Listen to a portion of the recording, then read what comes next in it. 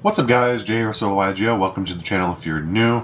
We got our monthly update of Exosisters, so if you're a fan of the deck, consider joining us so that you can get a monthly update whenever we do that. So without further ado, we'll get straight into it. Also, channel memberships are now live, so go ahead and check out the join button above or below, wherever it's at for you right now. Alright, so mandatory for the deck is still the pink-haired nun. We got 3 Exosister Martha. So good. We got 3 Ellis to accompany her, since she's mandatory for Martha, as well as being mentioned by Stella, so it just works out really good. You got to max out on her as well. We got 2 Sophia, 1 Irene, and then 2 Stella. Pretty standard at this point in time. If you're not playing these ratios, you're probably playing 1 more Sophia, if I had to guess. But she's just fine at 2. If you're playing 3 Stella, it's just kind of not mandatory anymore because of the spirits. We'll get into those next. Alright, for the spirits, we got 3 Aratama and 2 Sakatama. Aratama is the best one. He's the better one. Just because he's a 1-card Magnifica. Normal summoning him, searching Sakatama, like you go into Cast Patel right away. Search Martha, do Martha plays. Allows you to, first turn Magnifica. Pretty cool. That 1 card can facilitate that for us now, so you gotta play it. For the Exosister spells, we're playing the only 3 good ones right now. If you're playing Carpe Diem, I cut it, but you can probably still play that to play around in beer and stuff like that. 3 packs, what can I say? It's a Rhoda and an E-Telly. Pretty much just gotta play it. For the traps, we're playing double Returnia, double Vadis. Returnia is absolutely mandatory at 2. I've seen some people play 1 Vadis, but I like 2 and 2. Returnia, just being able to banish a card from their field or graveyard, and then also having a non-targeting banish or go into another one afterwards is just goated. The card's so good. For the consistency cards, we got 3 Pot of Prosperity. What can I say? If you're not playing Pot of Prosperity, you're probably playing Small World just because it's budget, but Prosperity has been coming down in price. I believe it did get reprinted, so it shouldn't be too crazy nowadays. But $30 still $30 probably, whatever it's sitting at right now. I don't know. But being able to search out board breakers as well as starters, just kind of a big deal. For the hand traps, we got 3 Shifter, 3 Ash Blossom, and 3 Imperm. If you guys want to keep seeing max rarity stuff like this, take some time to hit the like button right now. It really supports us and helps us out because these things were not cheap. We like making the decks look good for you guys on camera. So 3 D-Shifter. You can play in the side deck and you can play some other stuff like Gozen Match or whatever. Or you can play Gozen inside too. That's where I'm playing it right now. You play Lance. There's a bunch of options. Play Book of Moon. But D-Shifter is just so good. If I'm playing Cash, just take it out post side deck. But, for the board breakers, which rounds off the 40-card list, we got 2 Dark Ruler No More and 3 Evenly Matched.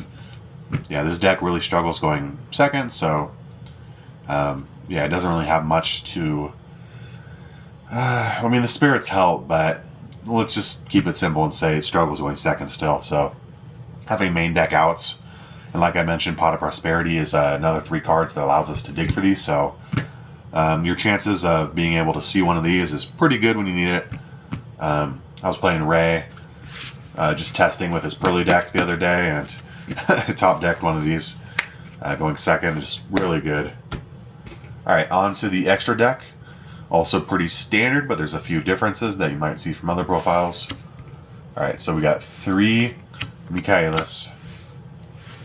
I'm going to lay them all out, then I'm going to talk about them. 2 Caspatel, 2 Asophiel, 1 Jabrine, 2 Magnifica. Let's give a little space here. 1 Baguska, 1 Exciton Knight, 1 Zeus, and then for the links we got Donner and Underworld Goddess. Make sure you screenshot this if you need to. Take the time. Alright, so 3 Michaelis, pretty mandatory. 2 Caspatel, pretty mandatory. Some people play 3, but Pretty standard, I mean, that's what I mean. Pretty standard 3 and 2. And then for Asophiel and Jabreen, you should probably play at least one each. One's the Compulse, one's the Imperm. They both get summons on a... All of them get effects the turn they're summoned as well. Michaela's being the best one, probably should get to Banish. But yeah, Banish, Search. This is how you're going to be able to facilitate your first turn Magnifica through Aratama if you draw him. Because you'll get to go into Caspatel. The great thing about the Exosisters is that they all just require 2 level 4 monsters. So just generically allowed the spirits just be really busted in this deck. So you'll be able to go Caspatel, search Martha. Martha can summon out if you control just XYZ monsters or no monsters, so that's really good. And then somehow Alice, go into your other one, and then go into Magnifica. Magnifica, just really good. You have to play at least 2. I've seen lists playing 3, but I feel like that's a little cloggy. More than likely, if you have 3, you're probably going to pot up Prosperity the 3rd one anyway, so might as well just play different options with different stuff. Open up stuff elsewhere. Baguska, Exciton Knight, Zeus, Donner, and Underworld Goddess are your 5 that cannot be summoned once you're Martha locked. Because Martha does lock you into Exosisters for the remainder of the turn. So just remember that. But still really good. Baguska, your rank 4 Floodgate. Exciton Knight is basically your mini Zeus. Zeus is Zeus. Next up is Donner. Donner is so good for the strategy. You have to have spot removal. The great thing about Donner is that it requires 2 monsters with different types, which also works out for the spirits. Sakatama and Aratama are different types, so literally Aratama and Sakatama are so good for this deck. They're, Donner, they're Exciton Knight, they're Baguska, they're any Exosister.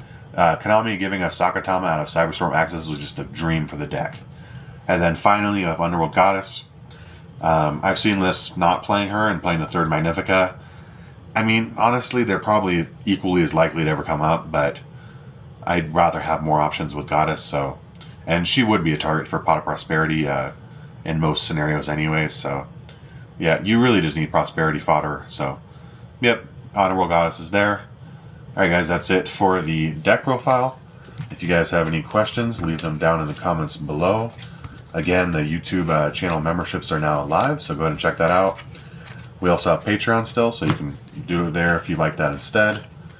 And that'll wrap up the August rendition of Exosister. Have a nice day.